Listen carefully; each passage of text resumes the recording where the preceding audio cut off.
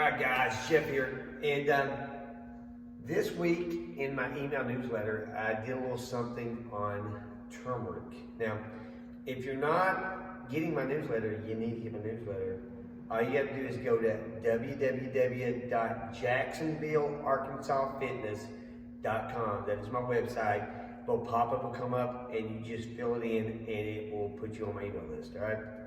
Now with that said, last week one of our boot camp members sent me a message about turmeric and asked me if I thought we should be taking it because they received a message from a reputable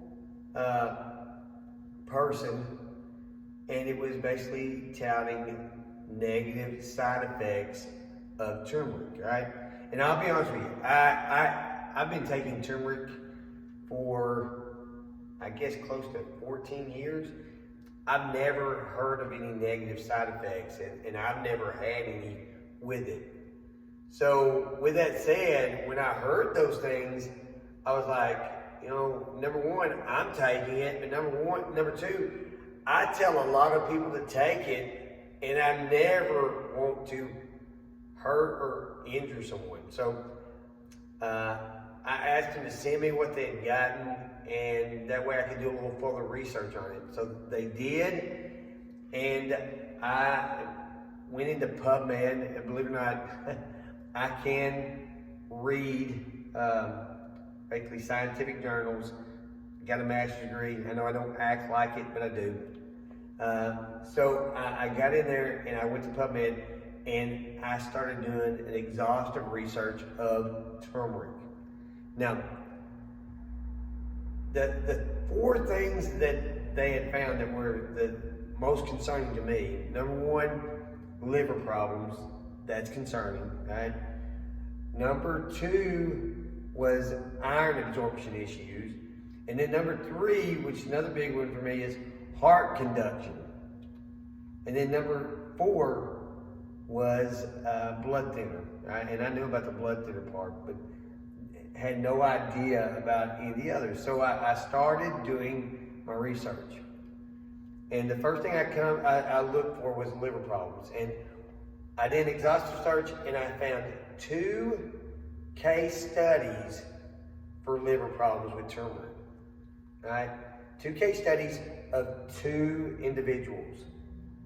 And when you actually got into the weeds and you started reading what they'd written, these 2 individuals wound up with liver issues. And, you know, the doctor does a history, and one of the things they were taking was turmeric.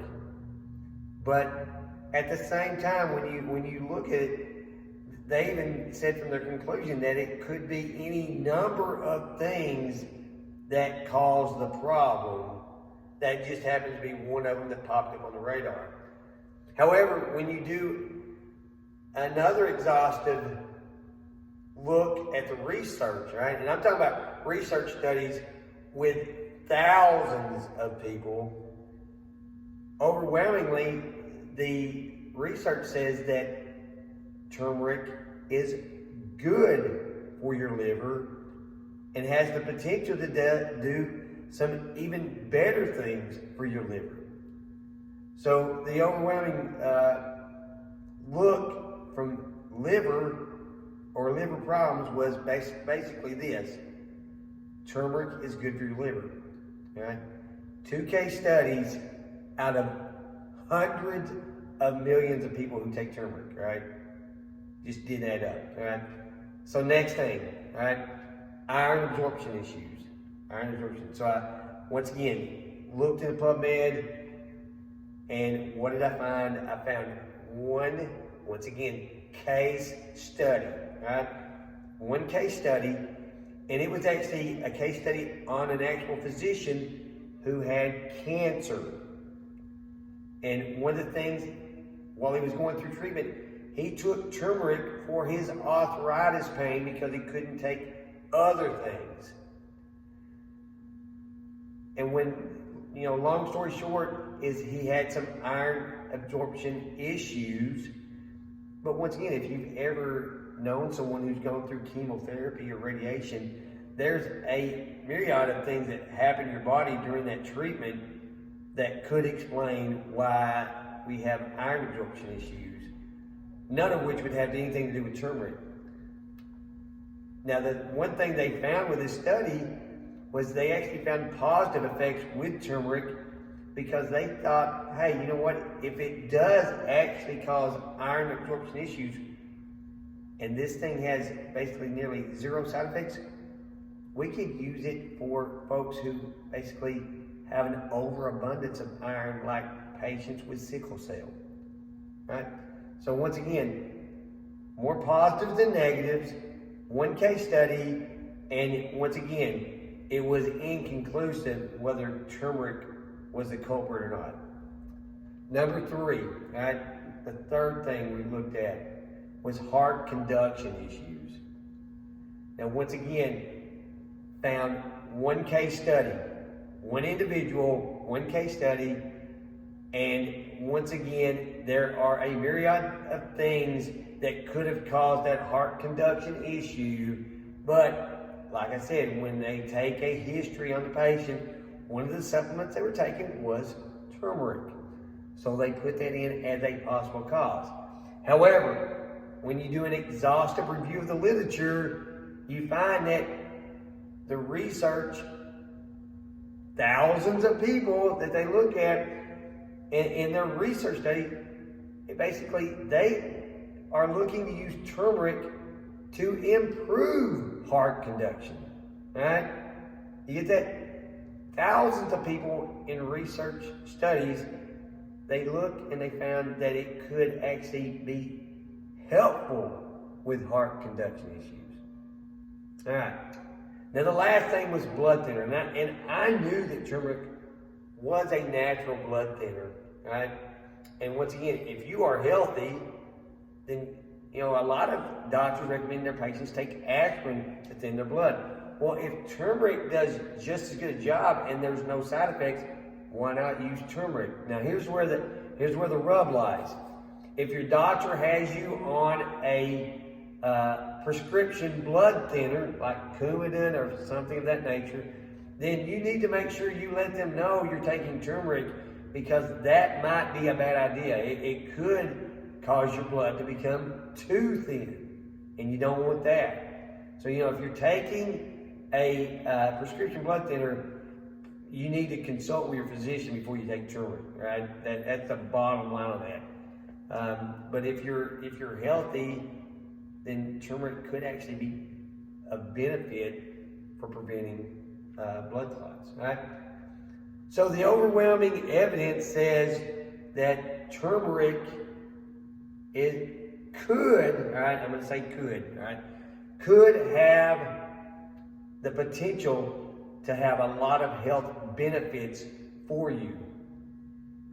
And when you 2 case studies out of hundreds of millions of people who take it, that is not significant whatsoever, right? And you always need to do your own research, right? When you see something of this nature, do your own research, find out for yourself, because once again, I will say this. People basically want to provide the angle they want to provide, all right? And once again, could you say this causes liver problems? Well, there's 2 case studies that said there's the potential it could be there, right? Now, if you look deeper into it, it's much more likely that it was something else, right? But like I said, because it was in the history, then it was there. However, when you look at the overwhelming research, it actually shows that for any of these things, turmeric is a more benefit than not.